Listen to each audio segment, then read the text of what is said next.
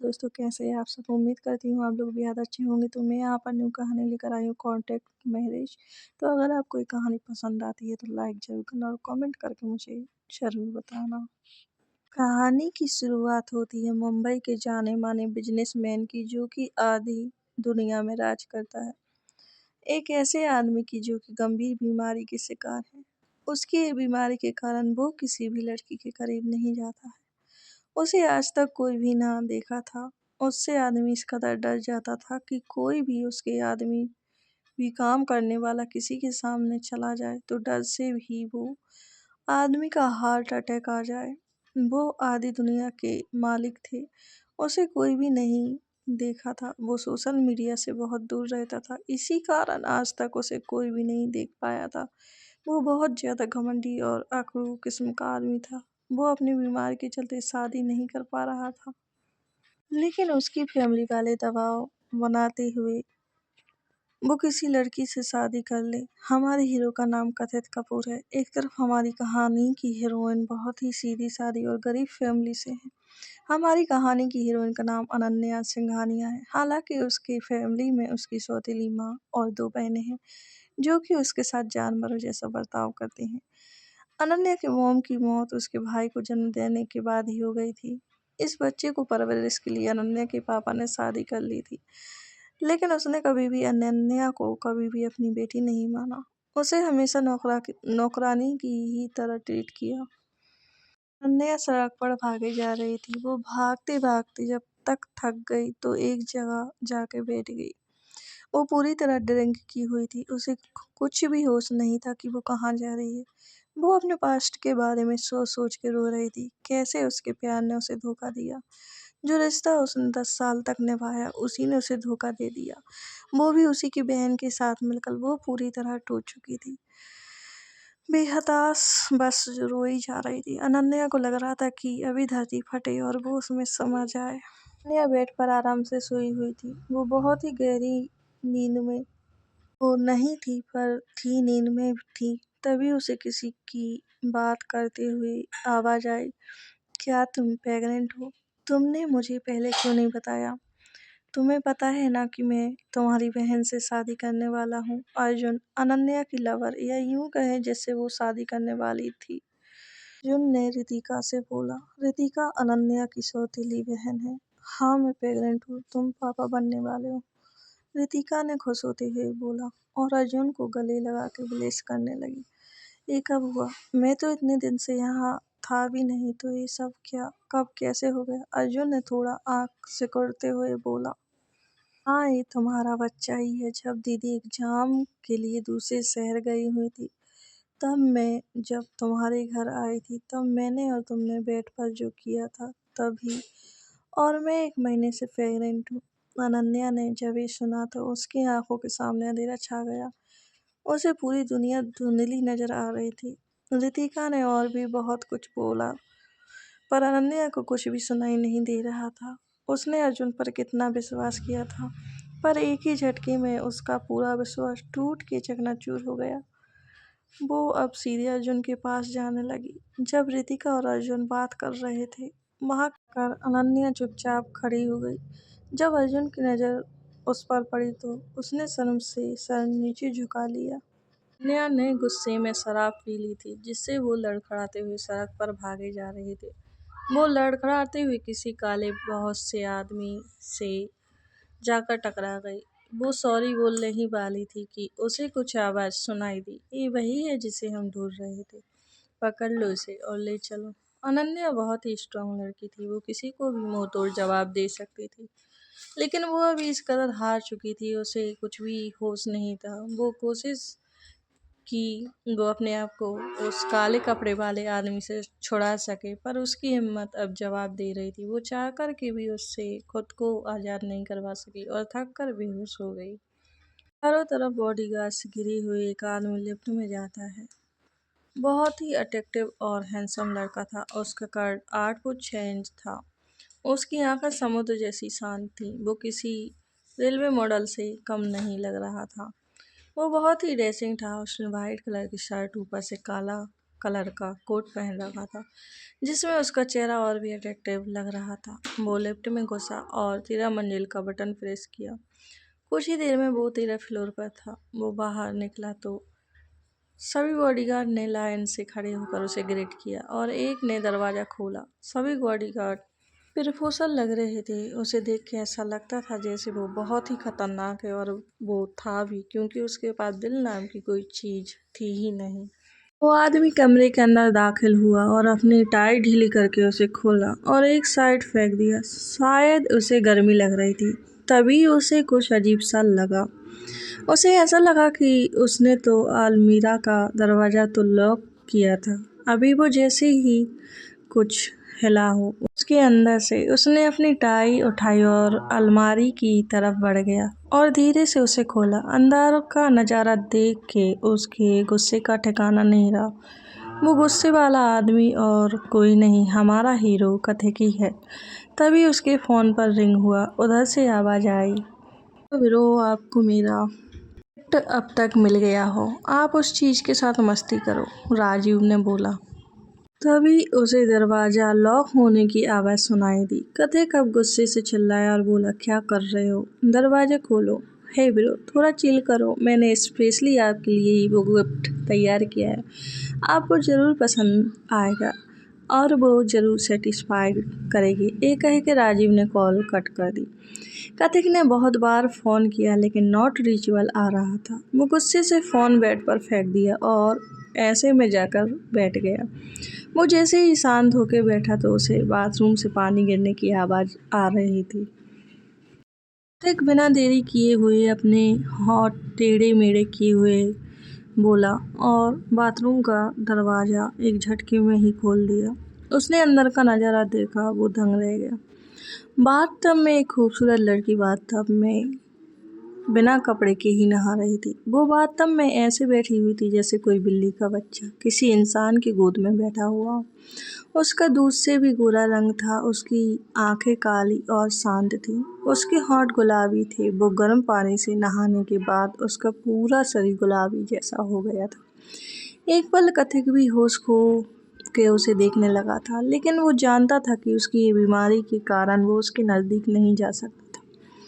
कथिक को एक बीमारी थी, वोमिटिंग डिसऑर्डर थी, जिससे वो सिर्फ अपने ही फैमिली की औरत से कंफर्टेबल रह सकता था, और अगर कोई भी औरत उसके करीब आने की कोशिश करती तो उसे उल्टी और बदन जलने लगता था और उसके पूरे शरीर में लाल लाल रैशेज हो जाते थे।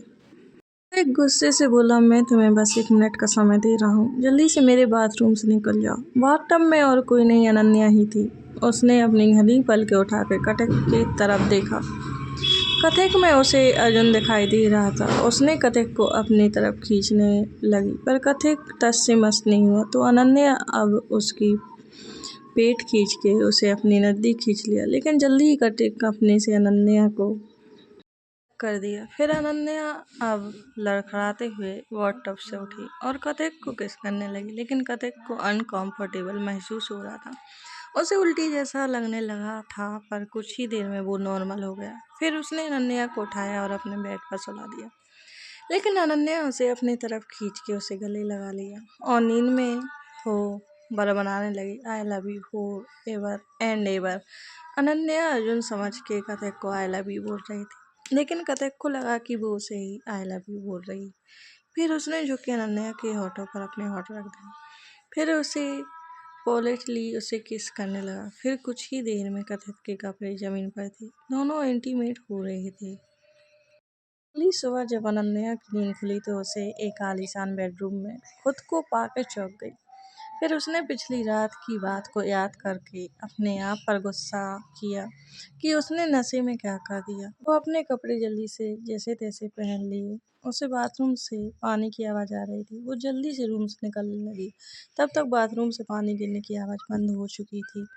बाहर निकलता है, वो अभी बहुत ही हॉट लग रहा था। अभी अभी उसने शावर लिया था, जिससे उसका पूरा शरीर गुलाबी हो गया था। वो सिर्फ टॉवेल लपेटे ही था, ऊपर से वो काला टॉवेल में और कहर ढा रहा था। कथिक की नज़र अपने बेड पर गई तो देखा वो लड़की वहाँ है ही नहीं। वो अपनी सेक्रेटरी को फ़ोन कर बोला, उधर लीजिए, आवाज़ सुनाई दिया, सर आपने मुझे किस काम के लिए याद किया? कथिक उसकी बात को काटते हुए सीधे मुद्दे की बात पर आया और बोला, कल रात मेरे कमरे में जो लड़की थी वो कहाँ गई? कहा आपने क्या बोला सर? मुझे कुछ समझ में नहीं आया। आप और लड़की के साथ वो भी एक ही कमरे में एक साथ? प्रिया चौंकते हुए बोली। कथिक ने बात स्वीकार करते हुए बोला, हाँ मैं लड़की के साथ और हम दोनों इंटीमेट भी हो गए थे, लेकिन पता नहीं वो कहाँ चली गई। क्या? वो ये सब सुन के जोर जोर से खांसने लगी। उसका सांस फूलने लगा। उसे लगा जैसे उसने पश्चिम दिशा से सूरज निकलते हुए देख लिया। सर ये तो हम जानते हैं कि आपको जो बीमारी है उसके चलते आप अगर किसी लड़की को छूते हैं, आप अपना हाथ 10 बार साफ किया करते हैं, फिर आप आज कैसी लड़की की बात कर रहे हैं? वो हकलाते हुए बोल रही थी। आपको याद है, एक मीटिंग में आपने एक लड़की को धोखे से छू लिया था, तब आपने हाथ को 10 से 12 बार धोआ था। प्रिया की बात सुन के कथिक शांत हो गया और बोला, हाँ मुझे सब पता है, पर वो सबसे अलग थी। उसके छूने से मुझे या मेरे शरीर को कोई हानि नहीं हुई है, बल्कि वो मेरे पास थी तो मुझे बहुत अच्छा लग रहा था। उसकी खुशबू से मैं मदहोश हो रहा था। मुझे वो पसंद थी। वो कल रात जब उसके साथ तो बिल्कुल भी मुझे अनकंफर्टेबल फील नहीं हुआ। पता कब उसे फ़ोन पर समझा नहीं सकता था, तो उसने प्रिया को अपने कमरे में ही बुला लिया और अपनी मेसी बेड को दिखाते हुए बोला, यहाँ मैं कल रात उसके साथ घंटों सोया। ना मैं रात में बाहर जगा और ना ही कोई बुरा सपना मुझे आया था। प्रिया अब और हैरान हो गई थी। उसने उस सब को देखा। अब उसे चक्कर आ रहा था। फिर कथिक अपने सर को जोर से रगड़ते हुए उदास लहजे में बोला, अगर मुझे पता होता तो मैं तुम्हें कभी भी फ़ोन नहीं करता। क्या फिर से उसके साथ मुझे ये सब करने को मिलेगा? प्रिया शांत लहजे में बोली, जिसको आपने छुआ और उसे जिंदगी भर के लिए पवित्र कर दिया। कथिक अब पूरे तरीके से शांत हो जाता है। असल बात ये थी कि कथिक की ज़िंदगी 20 साल से अंधेरे में ही गुजरी थी। उसकी ये बीमारी के कारण वो अंधेरे से ही समझौता कर बैठा था। बीमारी के कारण वो ठीक से सो भी नहीं पाता था। उसने बहुत कोशिश की थी उस बीमारी को ठीक करने के लिए। उसने अमेरिका के बेस्ट डॉक्टर को हायर किया था, पर उससे भी उसे कोई अच्छा रिजल्ट नहीं निकला था। डॉक्टर कई रिसर्च किए थे, ना जाने कितने ही तरह की दवाई चलाई, पर उससे भी कुछ नहीं हुआ था। अंत में वो अंधेरे में जीना सीख लिया। लेकिन जब से अनन्या उसके पास आई, तब से उसने वो सब महसूस किया। वापस से वो ज़िंदगी नहीं जीना चाहता था, इसलिए वो अब अनन्या को अब वापस अपनी ज़िंदगी में पाना चाहता था। प्रिया बोली, सर अगर ये सब सच है तो वो ज़रूर आपकी रक्षक हुई। किसी भी तरीके से ढूंढना होगा। दूसरी तरफ अनन्या बेहलत में ही होटल से बाहर आई। उसके कपड़े पूरी तरह से खराब हो चुके थे। उसने ड्रिंक की स्मेल आ रही थी। बाल पूरे उलझे हुए थे। पूरा शरीर में लव बाइट के निशान नजर आ रहे थे। वो किसी तरह होटल से बाहर निकल गई। वो होटल से बाहर निकल ही रही थी कि उसे किसी का फोन आया। अनन्या होटल से बाहर निकल ही रही थी कि उसे किसी का फोन आ गया। उसने जब स्क्रीन पर जब नंबर देखा तो उसे बहुत गुस्सा आ रहा था। फिर भी अपने गुस्से को कंट्रोल करते हुए कॉल को पिक किया और कुंडली वॉइस के साथ बोली, हाँ बोलो, क्या काम है तुम्हें? उधर रितिका के प्यार भरी अनन्या को आवाज़ सुनाई दी, बहन मुझे ना तुमसे एक ज़रूरी बात करनी है। हालांकि वो प्यार से बोल रही थी, लेकिन उसकी आवाज़ से ही लग रहा था कि वो कितनी घमंड भरी बात कर रही है। अनन्या ने बोला, हमारे बीच अब बात करने के लिए कुछ नहीं बचा है। अगर तुम्हारे भाई के बारे में बात हो तब भी तुम बात नहीं करोगी, रितिका ने मुस्कुरा के बोला। अनन्या ने अपने एक्सप्रेशन चेंज किए और जल्दबाजी में बोली, मेरे भाई के बारे में क्या बात करनी है तुम्हें? रितिका कुतिल भरी मुस्कान के साथ बोली, मैं मुंबई के सबसे बड़े होटल के 5वें फ्लोर पर तुम्हारी वेट कर रही हूँ। कमरा नंबर 420 में वेट कर रही हूँ, वहीं आ जाओ, तब ठीक ठाक हमारी बात होगी।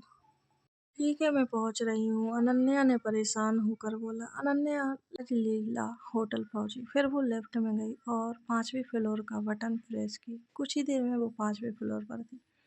फिर उसने 420 का कमरा खोजा और अंदर जाने लगी। अनन्या अपने मन में सोच रही थी, क्या अर्जुन इस कदर गिर गया कि उसे मेरा ख्याल एक बार भी नहीं आया? क्या उसने ये नहीं सोचा कि मेरा और मेरे भाई का क्या होगा? ये सब सोचते हुए उसके आंखों में आंसू आ गए, पर वो फिर भी हिम्मत करके अंदर कमरे में गई।